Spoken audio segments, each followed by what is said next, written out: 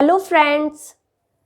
प्राचीन राजनीतिक विचारक में भारतीय राजनीतिक विचारक की बात कर रहे हैं, जिसमें हम कौटिल्य के बारे में जान रहे हैं।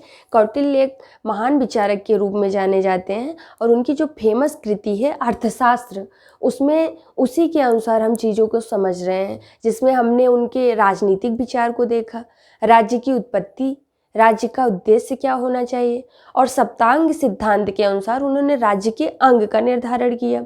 जबकि जब हम उनके फॉरेन रिलेशन को देखते हैं तो उन्होंने वैदेशिक संबंध में दो सिद्धांत बताए, एक मंडल सिद्धांत, दूसरा साड्यगुण नीति सिद्धांत। अब इनके गुप्तचर व्यवस्था जानेंगे कि इन्होंने गुप्तचर व्यवस्था कैसी होनी चाहिए, इसका विश्लेषण किया।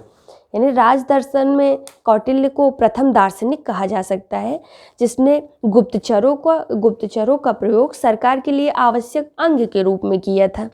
यदि देखा जाए तो प्राचीन काल से गुप्तचरों का उल्लेख हमें प्राप्त होता है, जो राज्य की आंतरिक क्रियाओं और बाह्य रूप से होने वाली अप्रत्याशित घटना के घटित होने के पूर्व ही सूचित करके जन और धन की होने वाली क्षति से बचाने में अपनी भूमिका का निर्वाह करते थे। यानी राजनीति में गुप्तचरों और दूतों की बहुत ही बड़ी भूमिका होती थी। इस पर कौटिल्य ने अपने व्यवस्थित विचार प्रकट किए थे।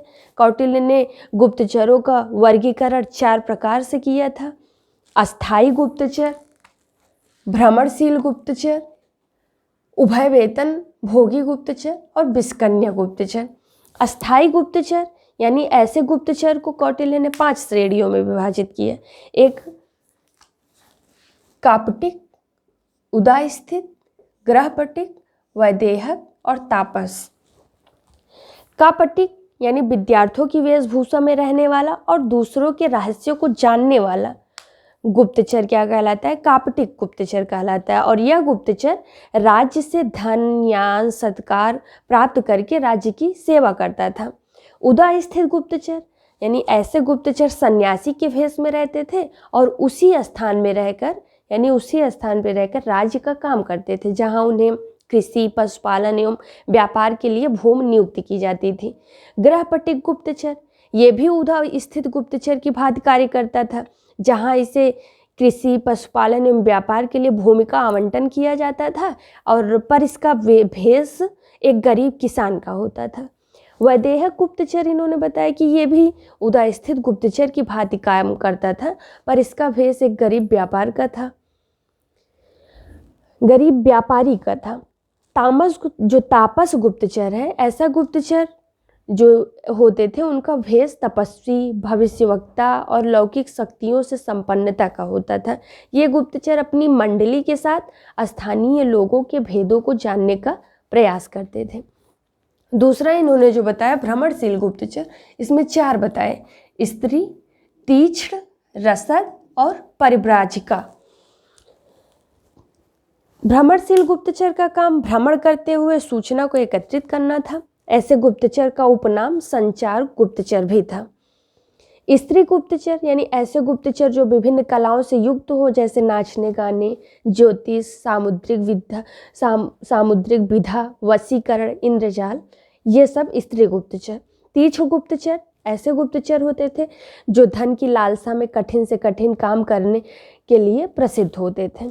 रसद गुप्तचर जो होते थे वो कठोर हृदय वाले, आलसी स्वभाव वाले, ऐसे व्यक्ति जो राजा के कहने पर शत्रु को जहर देने में भी निर्दयी भाव रखते थे।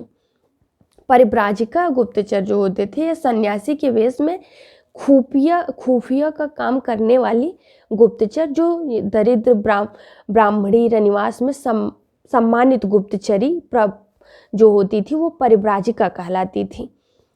उभय वेतन भोगी गुप्तचर जो इन्होंने गुप्तचर व्यवस्था का तीसरा रूप बताया, यानी यह गुप्तचर राजा का सेवक होते हुए विदेशी राज्य से जाकर दूसरे राजा के यहाँ नौकरी करता था और उसी से वेतन भी लेता था, पर वफादारी अपने राज्य के राजा के प्रति निभाता था।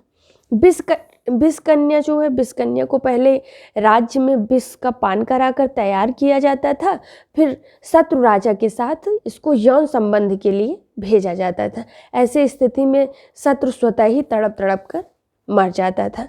तो इन्होंने गुप्तचरों का वर्गीकरण 4 प्रकार से किया और इसमें हमने गुप्तचर व्यवस्था के बारे में जाना। अगले वीडियो में हम इनके धार्मिक विचार क्या थे और राजा और राज्य के संबंध किस तरीके से इन्होंने बताए उसके बारे में जानेंगे। Thank you.